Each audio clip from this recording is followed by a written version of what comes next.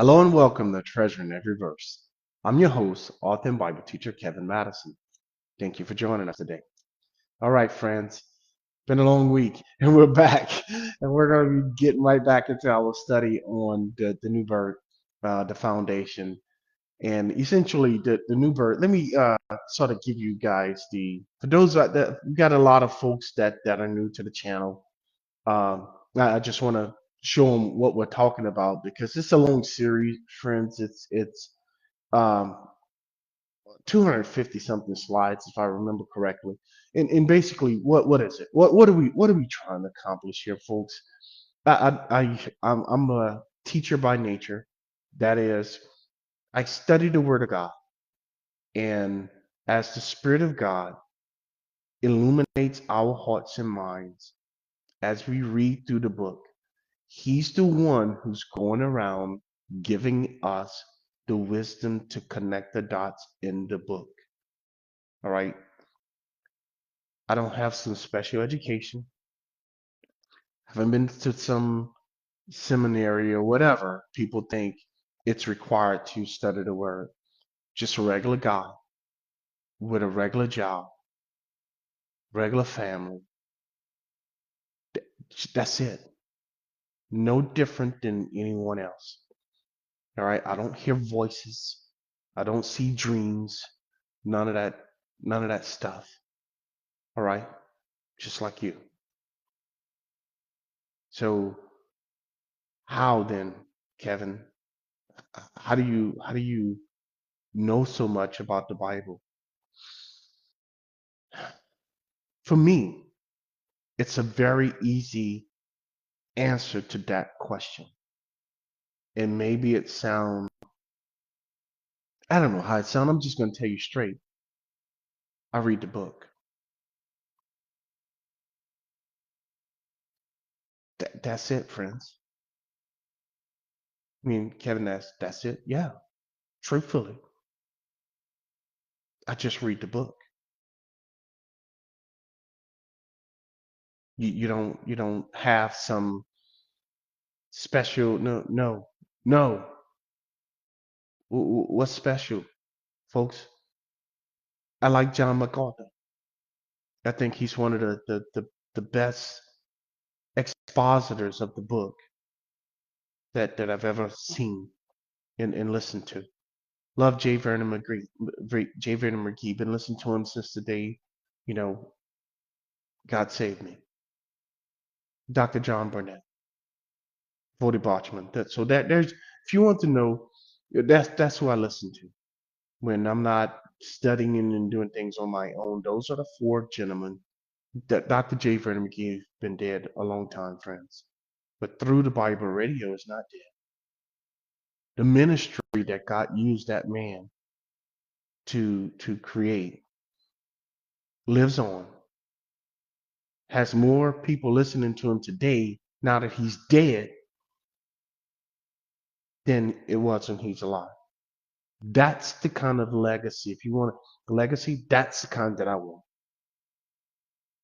Where the preaching of the gospel, forget Kevin, the preaching of the gospel goes on and on and on until Christ comes back.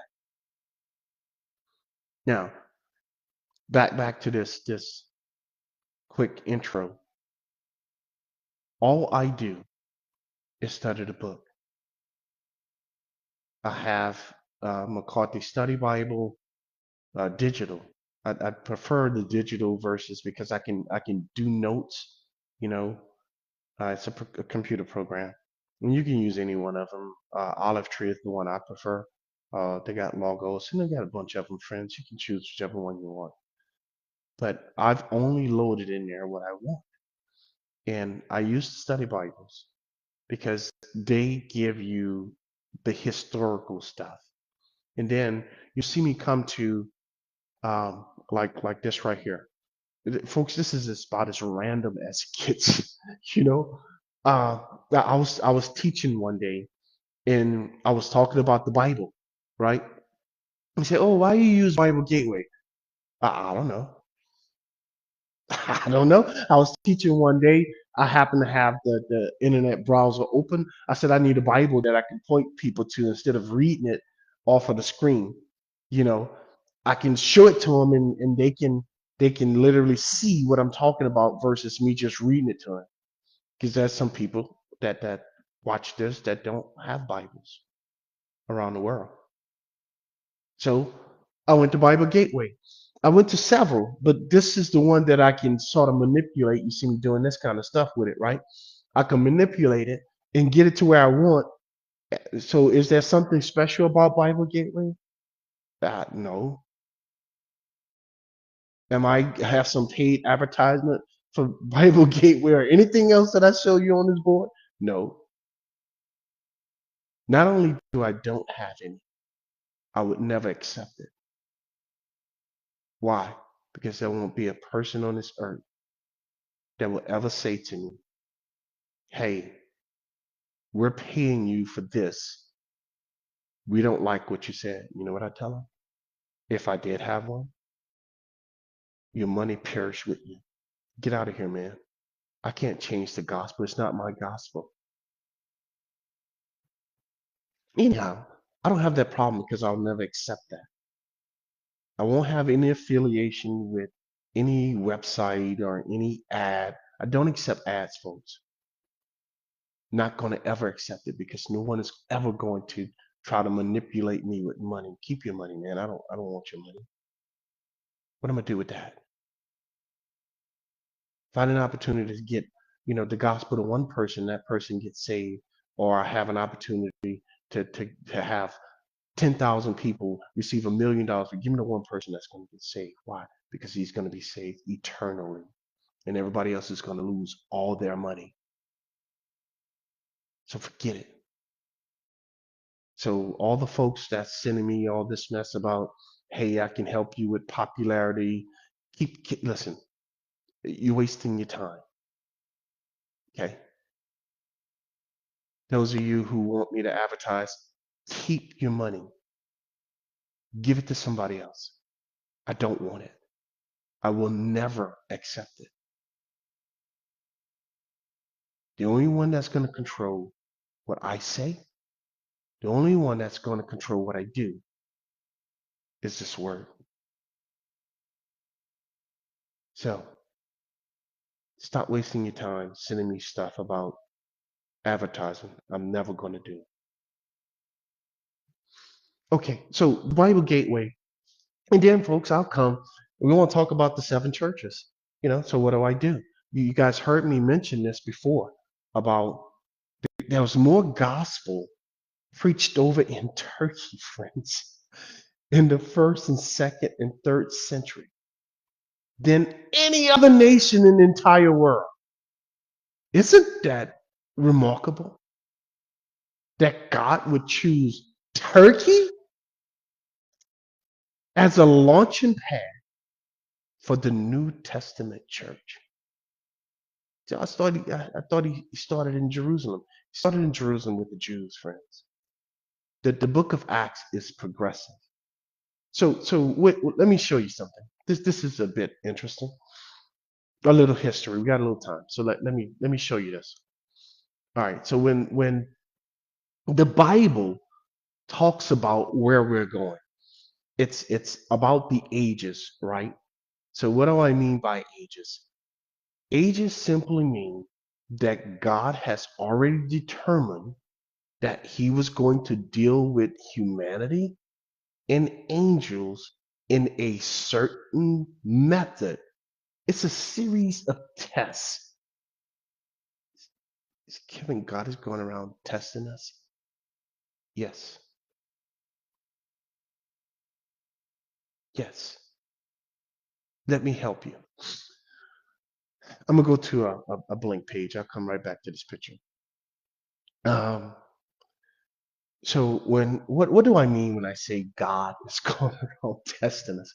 Now I'm just going to use the ages. I'll help. Okay, so we have the beginning. Watch this. This is when God was out there by himself, right? There was nothing created. It was just God. God alone, right? Now, when I say God alone, what do I mean? I simply mean that there was nothing else out there. There was no heaven, no heaven. Friend, if you're out there and you are self-existing by yourself, meaning any form of anything that's ever going to exist, you have to speak it into existence. So when God was out there by himself, did he need a place called heaven? No. Why not? Probably because he was out there by himself. There was no heavens, right? And there was no physical creation called earth. God was out there by himself. That's simply what the beginning means. Okay? Now, the progression goes, you have the angels. So the first thing God did, he started creating a world. There's your world. God defined that, not Kevin. The Bible defines what the world is. So let's just put that and say this right here equals world. God did that. So God, before he created the world, before he created the angels, he had already determined that I want to interact with these beings in a certain way. God, he did that. The book of Hebrews makes it absolutely clear. Then he created mankind. And he said, hey, I want to interact with mankind different than I interact with angels. God said that. So I am going to set up a separate group of governing laws for each one of my creatures. So what did God do? He put these beings in the heavens. And this is spiritual. Or let's just say spirit, okay? It's a realm. And all these creatures, every single one of the angels, are governed by the laws associated with the spirit realm. They cannot overthrow it. They can't change it. They can't alter it. This, my friend, are decrees by God. That is, things that God has determined that he wants, that he will not allow any of his creatures to alter at all. It's the back office software. In other words, God created the sun. There's nothing you and I can do about the sun or the moon or anything. God says, I set doors for the bodies of water. And I told the water, you cannot pass this right here. And if you bump up to it and you cross it, you best get back on the other side. Guess what, friends? You can't expand the ocean. You can go dig and try to make them connect. Go ahead. But watch what happens. It's going to go back to where God said. That's a decree. So he did that for mankind as well. He says, hey, look, I'm setting and I'm separating what happened. Now, all of this was taking place with a greater goal in mind by God. What was the goal? What was the goal? You ought to know this by now. I showed it to you last time we were here. God is revealing himself. What did he do to reveal himself? Listen, folks, all of this stuff on here, all of it, no matter what you see, what's going on, folks, the primary purpose for what we're going through is God wanting to reveal stuff to them and to them. Reveal stuff? Yeah, about him, about himself. You and I are going through a series of tests orchestrated by God for the sole purpose of revealing God. So, Kevin, that sounds like the Matrix.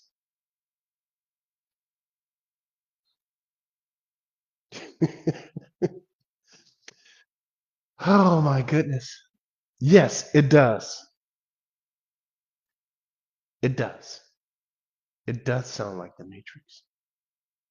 Only this is real. The Matrix is a movie